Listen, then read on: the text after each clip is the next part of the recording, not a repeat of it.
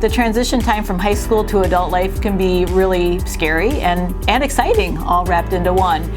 So once a student turns 17 and a half, they can enroll at their ADRC. So that's the Aging and Disability Resource Center. Every county in the state of Wisconsin has an ADRC, and you go in and you get a functional screen. And so at that point, your 17 and a half year old will be screened for function and also for finance. And once your screener talks you through everything, they're really great at the ADRC. They see, just tons of people for screening and also rescreening, and they're definitely the experts in that area. So they'll provide you with that peace of mind, like, okay, it's one stop, you start there, and they're gonna guide you through the whole rest of the system, which is really great. And you can call them day or night for any resources that you need, even after the screening or after you choose what type of long-term care that you or your family member wants to go into. So you get screened for functionally and financially, and then you move forward into the system.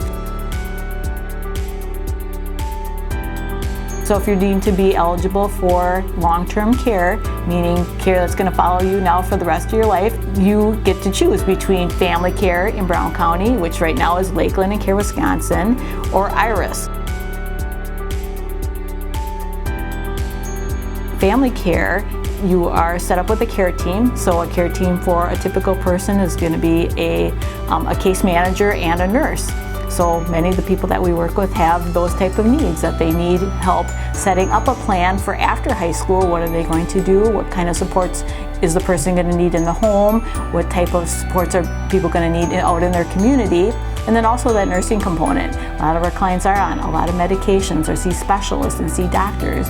And the way that family care works is trying to keep people as healthy as possible so they're not using their emergency room. So they're not making multiple trips to the doctor. So that nurse is there to help them keep them healthy, keep them in the best place possible for longevity and for them to be involved in their community. So then the second choice a person has is family care or IRIS. And IRIS is the self-directed model.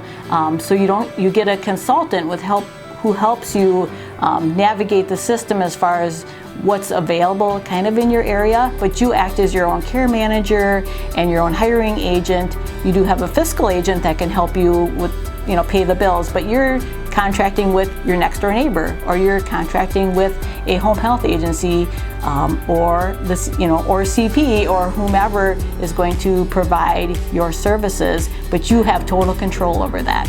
So they do have to follow, have to have a background check, and there's certain regulatory things that have to happen, but you're controlling your money, how much you're going to pay the person, how it's going to work, what days of the week, and what types of services that are best for you, but then you have to manage that as well, and that's a couple hours a week as far as managing that and keeping track of who's working for you, and but it provides just a ton of flexibility of how you want to use your dollars.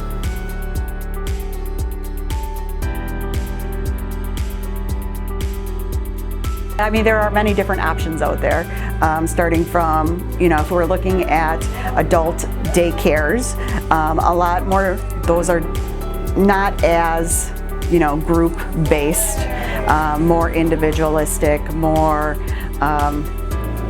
just watching over the person and getting them involved in some things. Adult day services is more concrete. Every client that comes to adult day services has goals that they work on.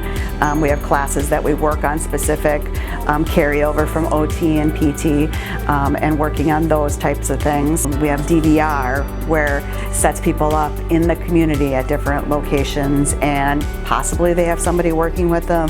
Hopefully the person can carry back and not have a person one-on-one, but some clients need that overall. And services overlap.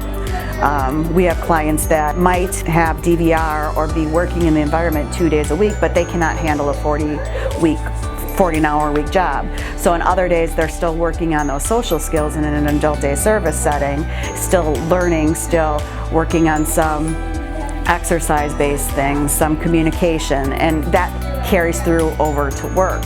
So it's kind of a we share things together and work together. It's always important to look for what's best for the person.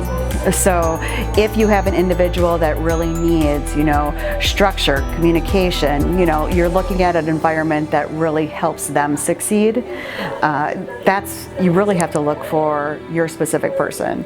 That's like the hardest thing to try to get through to somebody, is it the right fit?